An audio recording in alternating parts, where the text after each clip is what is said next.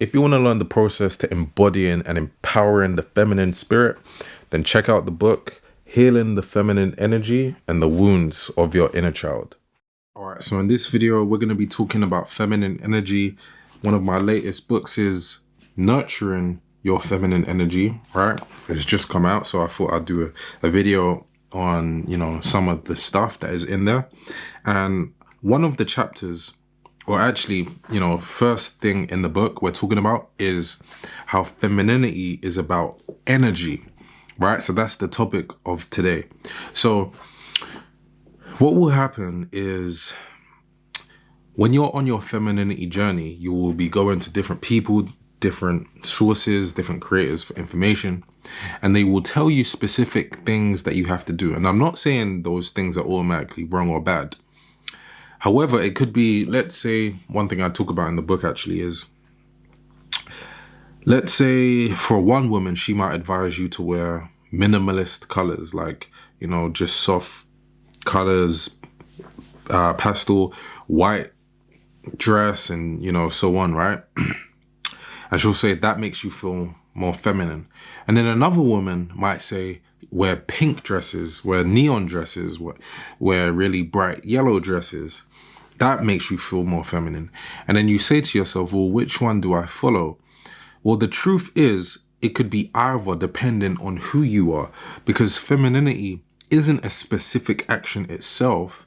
It is more about the energy. However, those energies do create actions that are quite aligned. So if a woman in her feminine energy is more likely to do certain actions, but still it isn't the action itself, because the only reason you're on a femininity journey is so that you can feel good. You want to feel feminine. That makes you feel fulfilled. You're expressing the energy. So it's not actually to wear the white dress or wear the pink dress or wear the neon green dress or wear the light brown dress.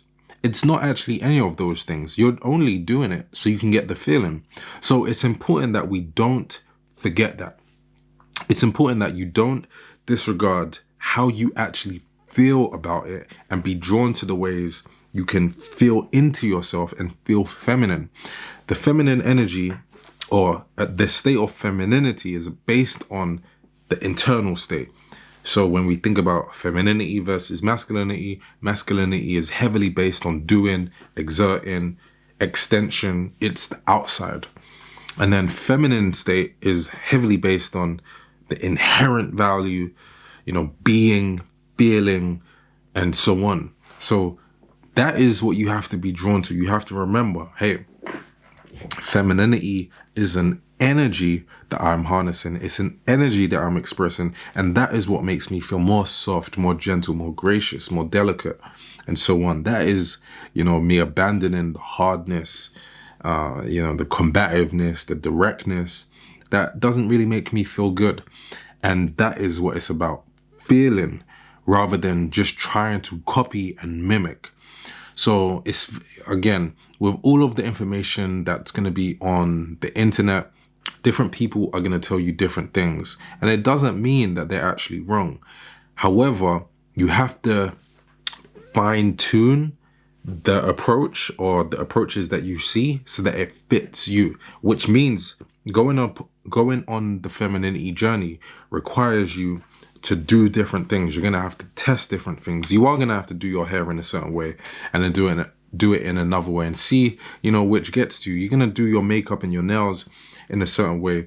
And then you're going to see which makes you feel good. You're going to wear the dress in a certain way, but then you're going to test it. And maybe it's you wearing a play suit, or maybe it's the trousers and blouse and so on. And you're going to test and experiment with different things to see how you actually feel about it. Because again, it's not about anyone else. It's about you.